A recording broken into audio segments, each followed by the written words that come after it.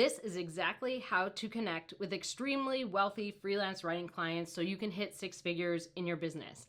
I want you to think about how many extremely wealthy people you know, like names of in the world, right? Maybe it's 10, maybe it's 20, maybe it's 50, but there's literally thousands, if not hundreds of thousands of very wealthy clients who are ready and willing and helping, right? They are the ones who are ready to create that content. They want to help their audience. They are willing to pay good rates.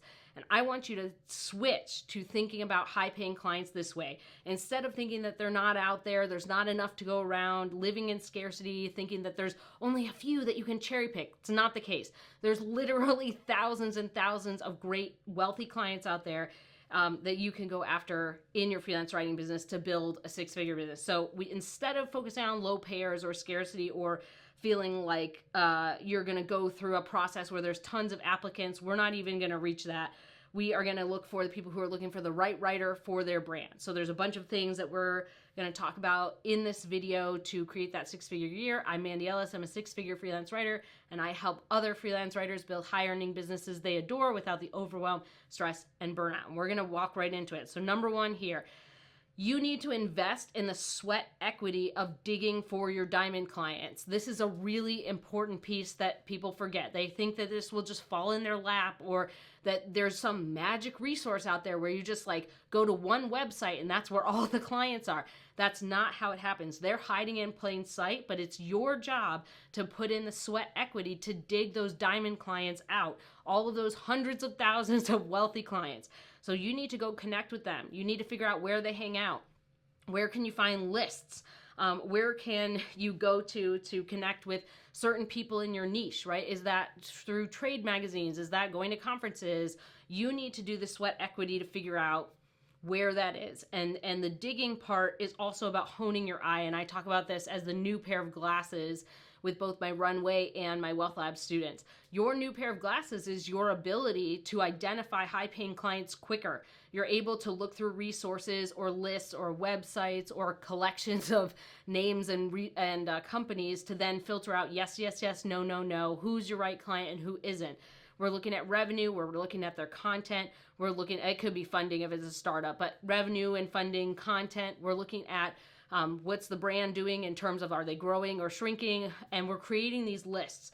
So your ability to dig for them, figure out where you can grab a lot of lists, and then really hone your eye so you can be like, yes, yes, yes, no, no, no, and make your list faster, that's really important.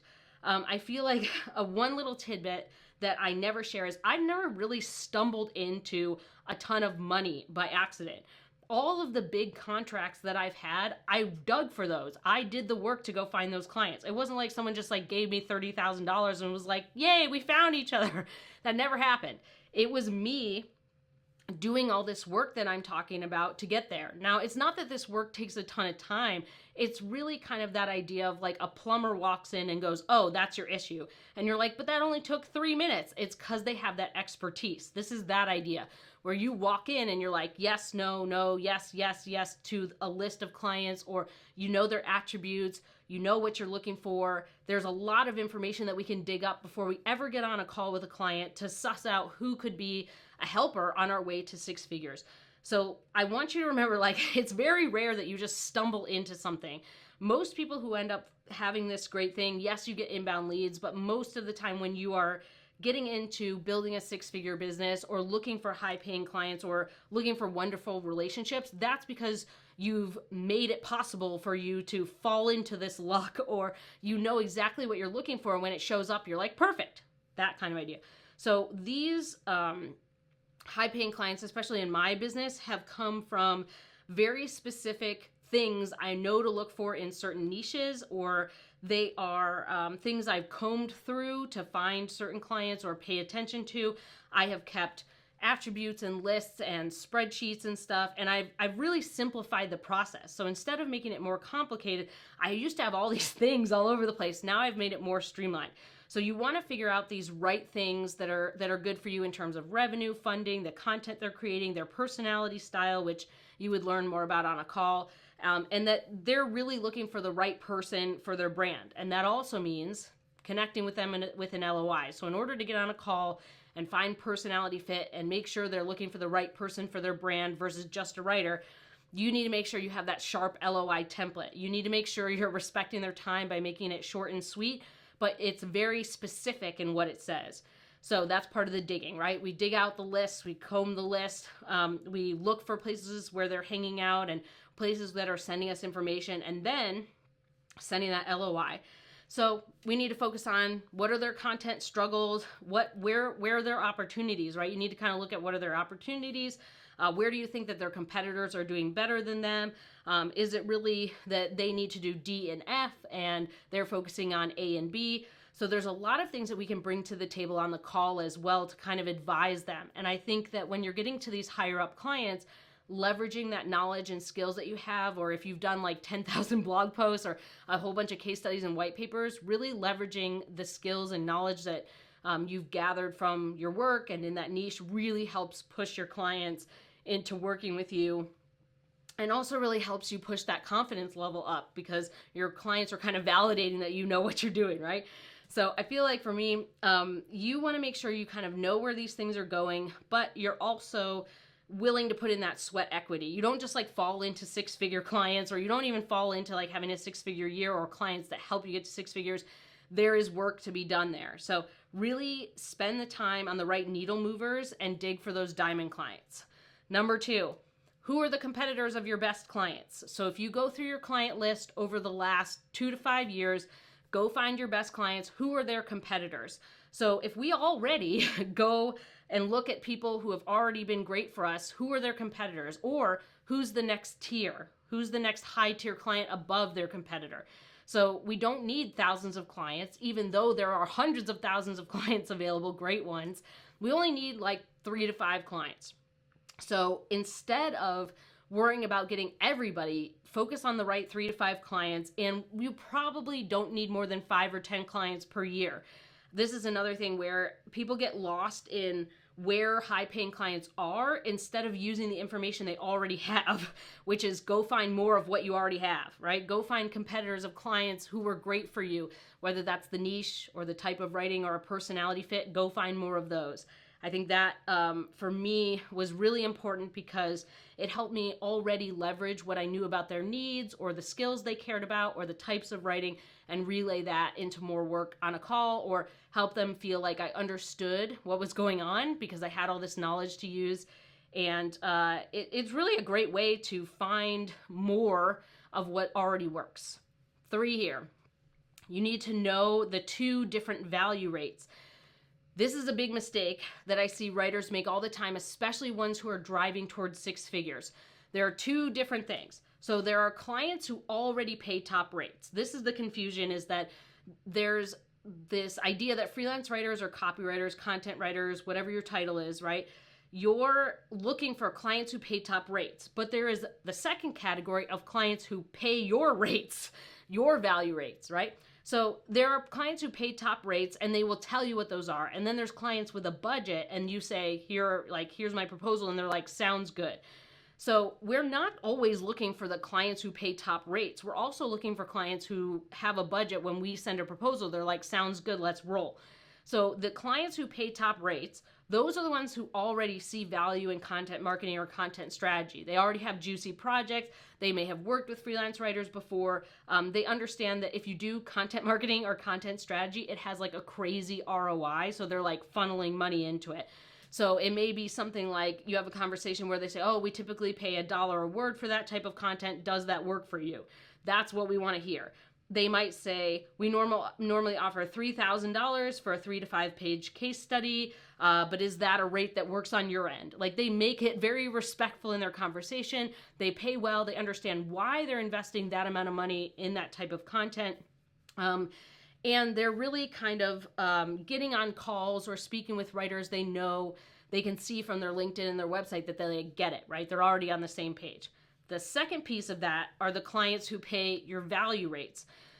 This is something where you already have your rates and then you send them a proposal or you give them a ballpark and they're like, sounds good.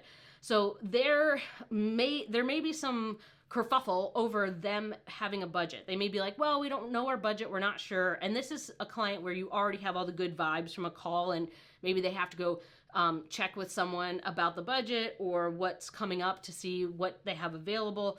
But they're the type of clients who already kind of have a ballpark idea, or they're sold enough on content and content strategy to move forward with a project. And if the number doesn't match in your proposal to what they then learn their budget is, they will negotiate with you. So they are not the ones who are worried about nickel and diming.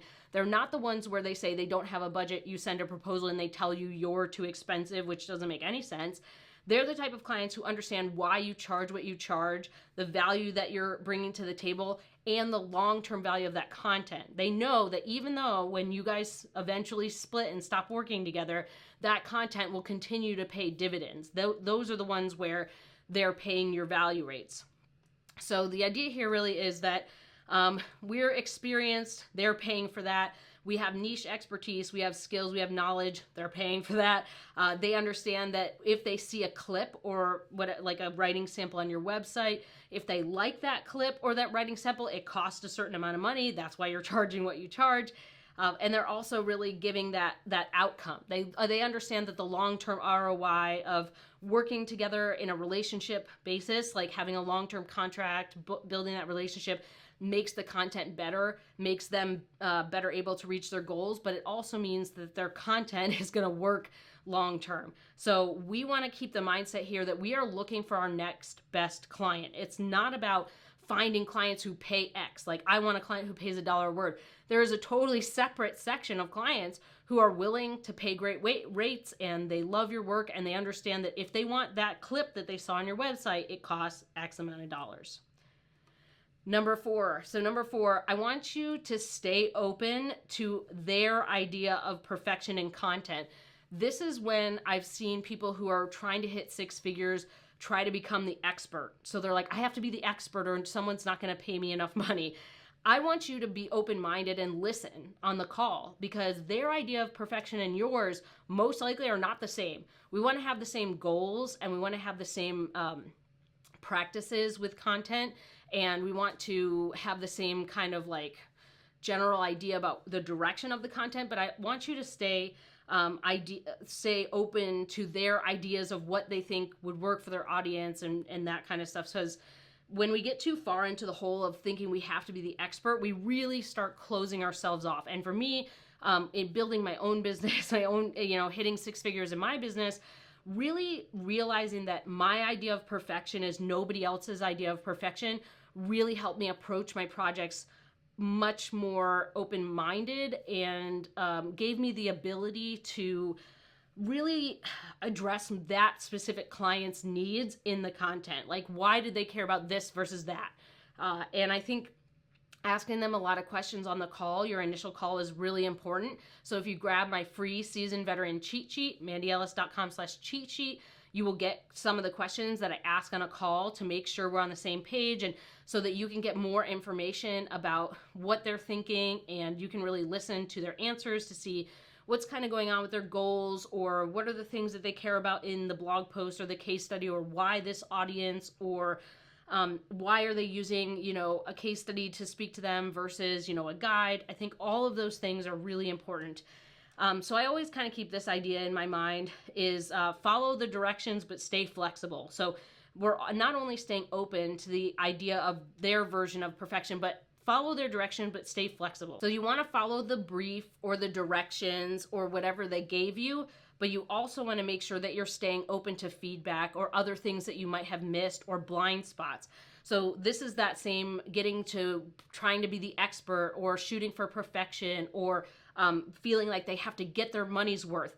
The idea is to do your best and then be open to feedback, stay flexible. So we're following the directions. And for me, this is one of the hardest lessons, is really that we want to make our clients happy. We want to follow the directions. We want to give them the good stuff, but we also need to incorporate the feedback and the redirects, and we need to really use our time effectively over our contract to learn what our clients want. So you want to make sure that you are following their directions but staying flexible, and that you are writing good content and paying attention to kind of the better direction that they're kind of steering you towards. So I think this is really important, especially when you have high-end clients with very specific goals.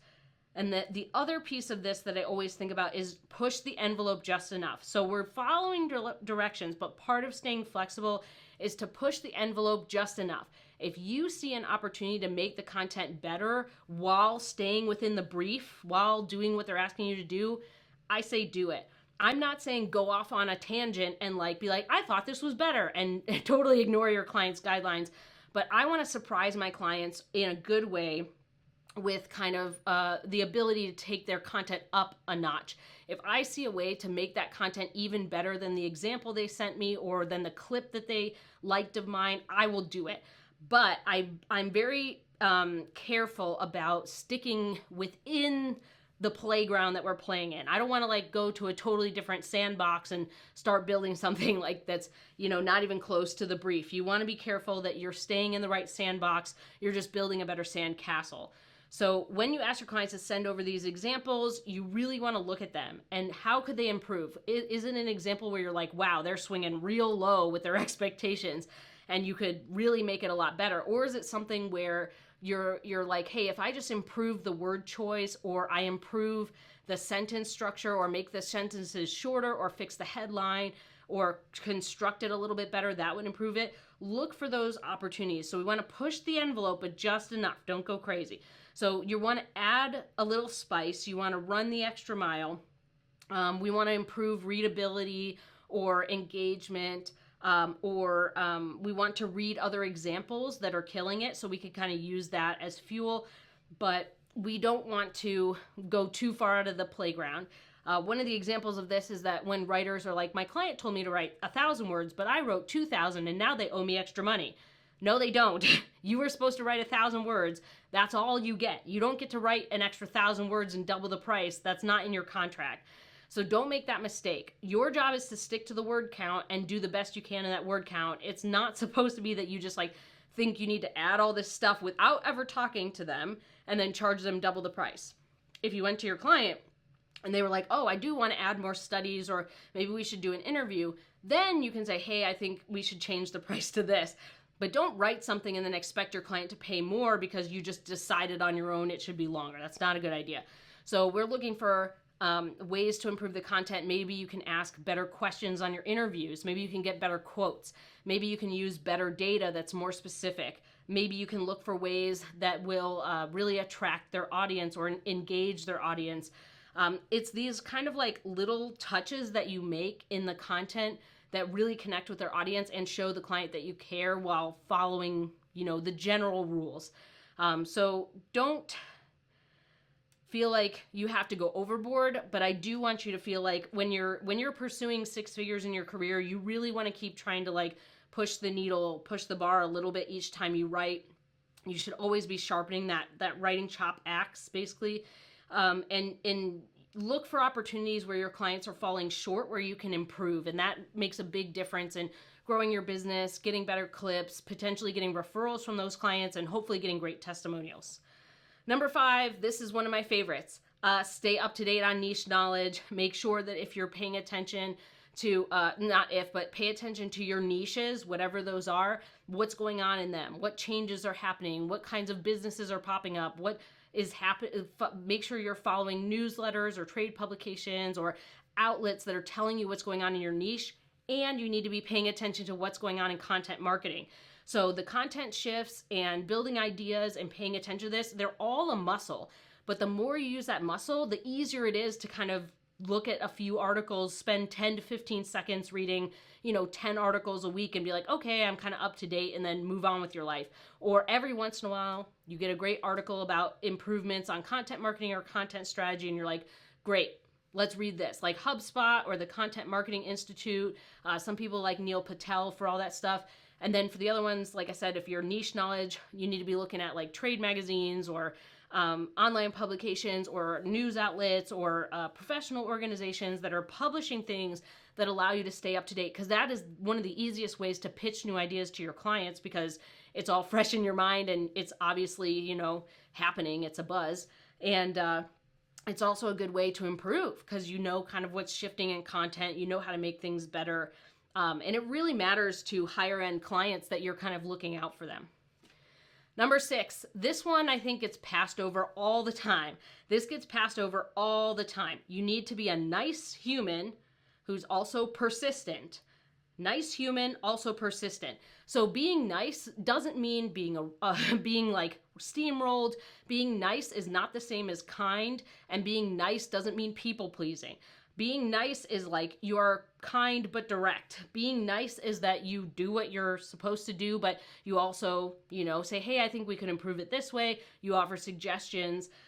You don't want to be in a situation where you make a ton of mistakes, but you will make mistakes. And that's the persistence, is accepting the feedback, accepting the criticism, taking the pieces that are useful, moving forward, but also being persistent in sending those LOIs. You have to send a good number of letters of introduction, LOIs, or pitches to magazines if you want to hit 6 figures. There's no way around it. You have to do the outbound marketing.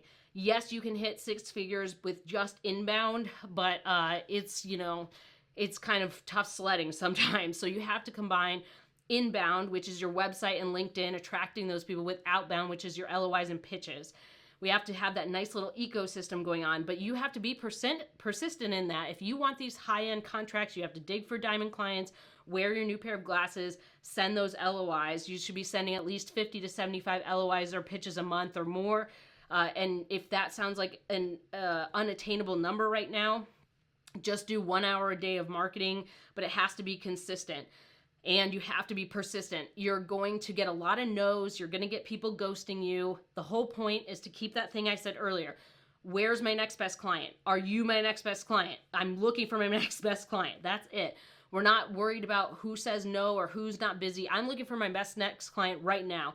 And I need to be doing things to get closer to that. The second part of that is that I can't tell you how many times I've sent an LOI or a pitch and I've had an editor or a content marketing manager or a VP of marketing be like, oh, thank God you're here. Like, we really needed this idea. It's great. Or I really need someone to help with this project. Will you hop on a call? So these kinds of things are really important. They're not only thanking you for showing up with an LOI or a pitch, they're thanking you for basically being consistent and following up with them. Let's say they fall off the radar and you need to follow up. I've been thanked many times for following up when someone's busy, when I'm following up on a warm lead who responded to an LOI or who sent me a message and then fell off the face of the earth. But we also want to be easy to work with, right? So all of these things kind of create this nice little ecosystem where we are a nice, persistent human. We are kind and direct. We're not people-pleasing. We are not bending to all of our clients' needs, but we are looking for opportunities to help our clients get to the next stage. And yes, you're going to make mistakes. Yes, you're going to look silly. But for me, I always think about, there's a quote where like the people who, achieve the most have failed the most. And you can look at that through stats, right? We can look at that through, I think it's Babe Ruth has like the most strikeouts, right? So Babe Ruth has like a huge, amazing, batting average, but he also has like the most strikeouts. And then that goes the same. I don't remember if it was Pete Rose or somebody else, but there's someone who basically has, whatever percentage of that is, and they have the most strikeouts or the most at-bats. It's literally like the person who is doing more of the thing has more chances to win. So we want to make that possible for ourselves. So it's nice to look at these stats, right? So it's nice to look at it and say, oh my gosh, like this athlete did so great. But it's very clear in the stats that they had more at-bats or they had more strikeouts. They literally are taking more chances. They literally are failing more than everybody else while succeeding, right? So it's easy to look at the succeeding part and miss all the other pieces. So I really want you to think about trying hard in your business and being persistent, but also being kind in your business. And that really matters. It really matters to building a 6-figure business and getting these high-end clients and moving more towards people who pay your value rates or have value rates, or you identifying the right diamond clients and personalities with your new pair of glasses, and helping your business kind of thrive as an ecosystem. So I hope this has been helpful. I hope that you are on your way to a 6-figure year in 2025. You want to start pre-planning that now. You want to start putting these things in place and start recognizing where you can make some shifts in your business. So I hope this has been helpful, and I will see you later.